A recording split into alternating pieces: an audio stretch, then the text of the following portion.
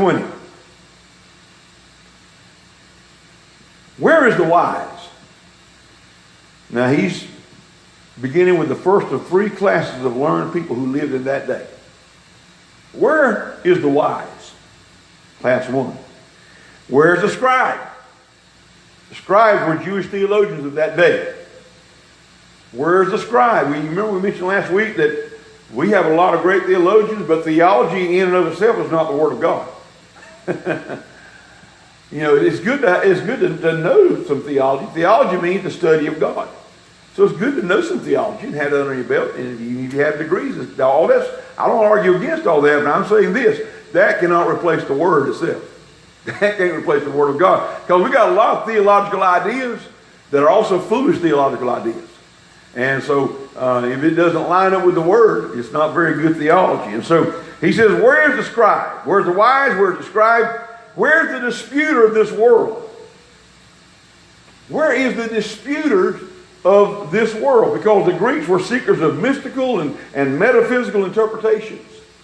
He says, has not God made foolish the wisdom of this world?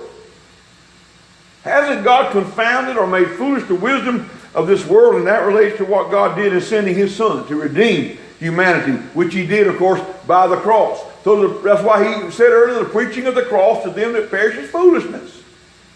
It's to the world, it's crazy that God would send his Son to suffer and to bleed and to die on a cross for the sins of humanity. That seems foolish, irrational to the natural mind.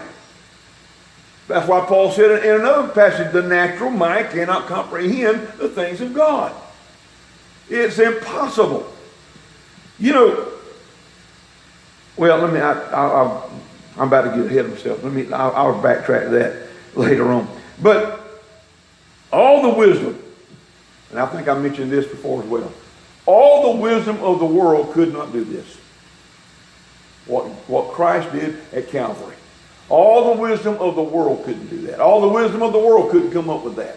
Because it flies in the face of worldly rationale. It flies in the face of earthly, sensual wisdom, worldly wisdom. Some people praise human intellect and exalt themselves because of accomplishments. Now, don't misunderstand me. It's good to have goals. It's good to have certain accomplishments. Those things have their place. But there's something certainly wrong with those things when they replace God. When they take precedence over God.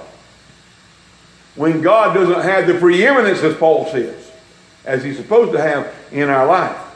A few weeks ago, Bonnie and I were up at Brother Glenn White, pastor at the Lighthouse Church on Highway number 1 up in Patrick.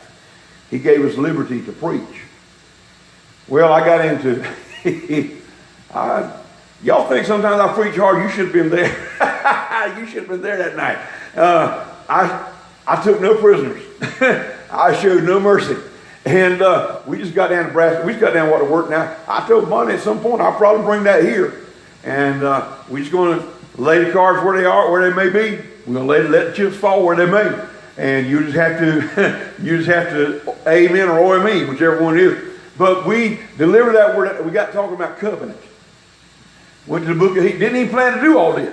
The Spirit of God was just moving, and we rolled over to Hebrews chapter 10, and we started talking about covenant. I even brought out things about covenant that I hadn't even brought up before. That had not been revealed to me until that very night. And so we'll, at some point, Lord willing, Lord blessing, we'll share all that with you at some point. But we got to ministering, and while I was preaching, I'm thinking, ooh, these people might, they may not like me too good. After we leave here, I ain't had to win popularity contest anyway. But when it was over with, Pastor Glenn came to me. I said, brother, I hope I didn't make a mess for you. Leave me. I said, brother, he said, you were right on target. He said, you were exactly on target, on point. He said, because there were people here tonight that they absolutely needed to hear this. Now, whether it changes how they act, how they do, or how they live, I don't know. He said, but they needed to hear it. At least they've heard it. At least they've heard the truth. Now, that's good to know that that was confirmed with him.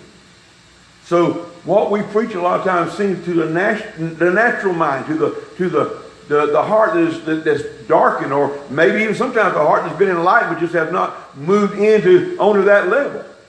It may seem like foolishness, but the preaching of the cross is utter foolishness to the world that's dying, to the world that's perishing. Listen, that's why we cannot never get away again from the cross. We can't get away from it.